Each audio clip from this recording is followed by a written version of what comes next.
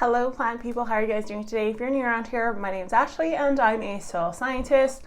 Those are my sidekicks down there, Bronx and Kane, taking a little bit of a nappy nap. And in today's video, we're doing another episode of Plantmas. So if you haven't stuck around for all the other episodes previous to this, go check those out.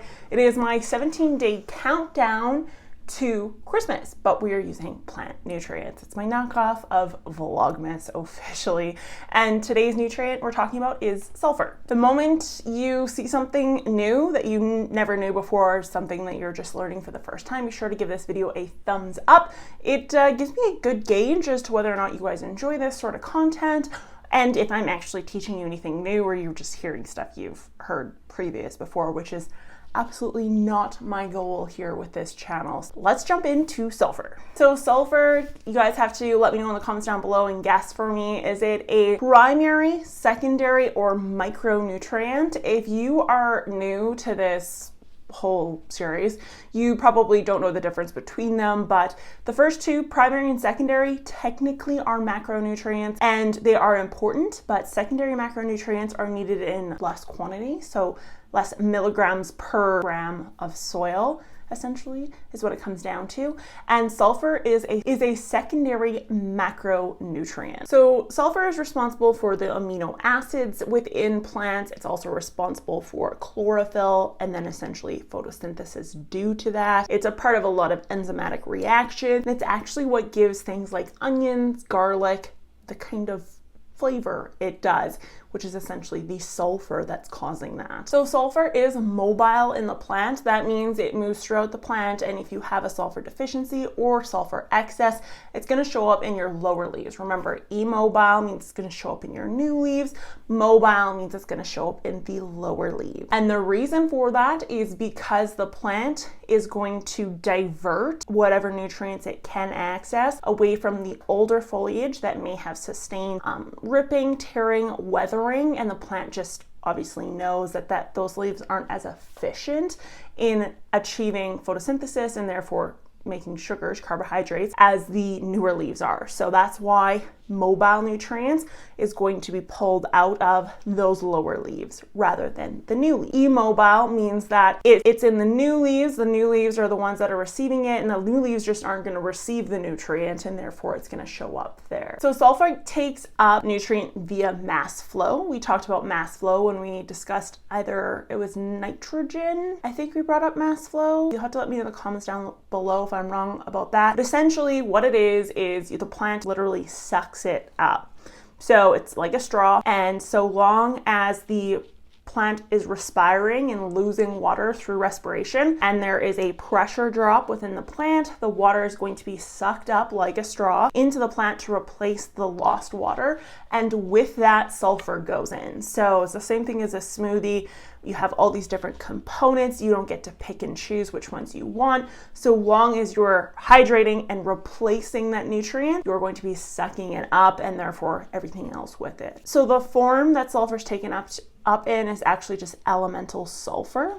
There's nothing really attached to it. Some of our nutrients we've learned, such as nitrogen, for example, likes to be in ammonium or nitrate form, but sulfur likes to be just in its ionic form for plant uptake. So let's look at the different ways that sulfur can be depleted in our soil and how we would then replenish it in our soil. So sulfur is water soluble, meaning it will be leached out of the soil system, and this is really going to be common in systems that have low cation exchange capacity, such as a sandy soil or a really porous potting soil medium. Lots of sulfur will be leached out of there and therefore needs to be replaced or added, especially if we are harvesting or removing leaves, dead foliage from the surface of whatever soil system you have, whether that be a houseplant system or an outdoor garden system. If you're removing foliage, if you're harvesting anything from it and throwing it or discarding it, we do need to add sulfur back into the system. Organic material, this can come in the form of compost, vermicompost, manures, back guano, cow manure, you name it. And then also, of course, mulches. they have a tendency to store or cling to sulfur and put it in a form that is not bioavailable to the plant. So if you are mixing in lots of organic material and you do it all at once, or you are continually tilling in organic material over time, you will have not a deficiency necessarily, but a lot of your sulfur will get locked up inside of that organic material. So two factors that affect kind of all nutrients for that matter is temperature and then moisture. So we haven't really discussed temperature too much here, but soil that is too warm or too cold will damage or slow down microbial processes, and therefore we don't end up with as much nutrient in our system.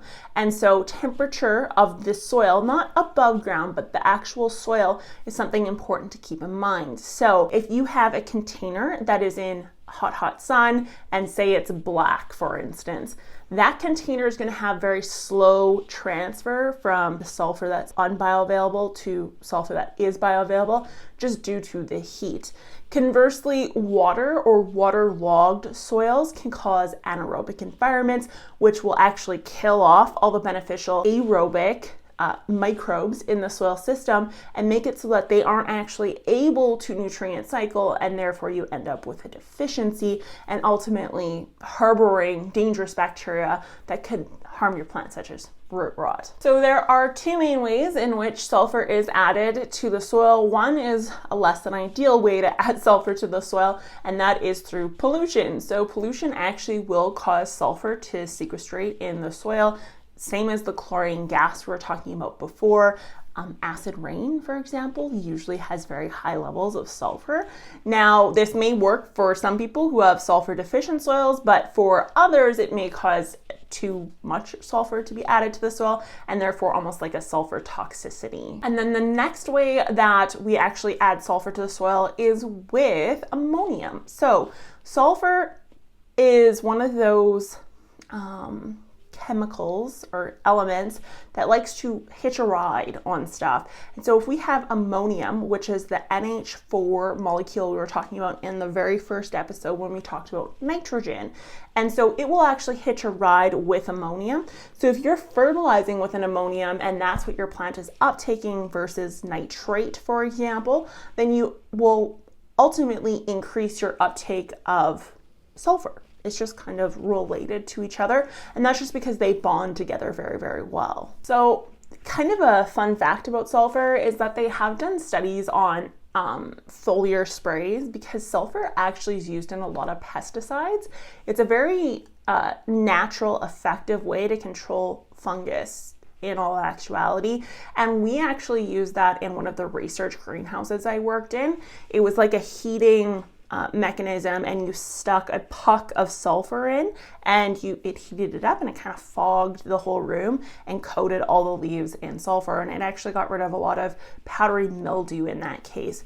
So it is really effective. And so they studied foliar sprays in the sense of using a pesticide to control, say, a powdery mildew, to see if it affected the plant whatsoever. And what they found was that sulfur in general, whether it be from the soil or from the leaves, if there's an abundance of sulfur, or if there's enough sulfur for the plant to thrive and be healthy, is we end up with higher levels of chlorophyll. And ultimately the seeds, say you're growing something like wheat, or something like peas or beans, things of that nature.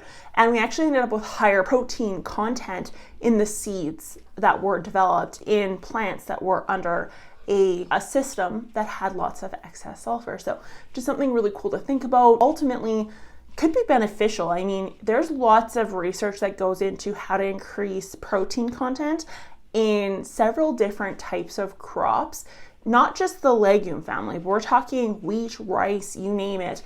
Most of this is done through genetic modification, but it's kind of cool that a soil nutrient, or even just a foliar application of a nutrient, can alter or increase the protein within the plant seed without any genetic modification necessary. So sulfur overapplication is really difficult to achieve. There are some signs and symptoms of an overapplication of sulfur, and that would be ultimately a lack of uptake in nitrogen. Remember how we spoke about how it has a close relationship with ammonium, and in this case that relationship can be harmed negatively to the point that we end up with a nitrogen deficiency. But I mean, ultimately, it's very, very difficult to happen. If it does, the good news is the remedy is the same as if you overfertilized with nitrogen or any other water-soluble nutrient, is you just flush it out of the system. Higher levels of irrigation, run the plant under the sink if it's a houseplant scenario,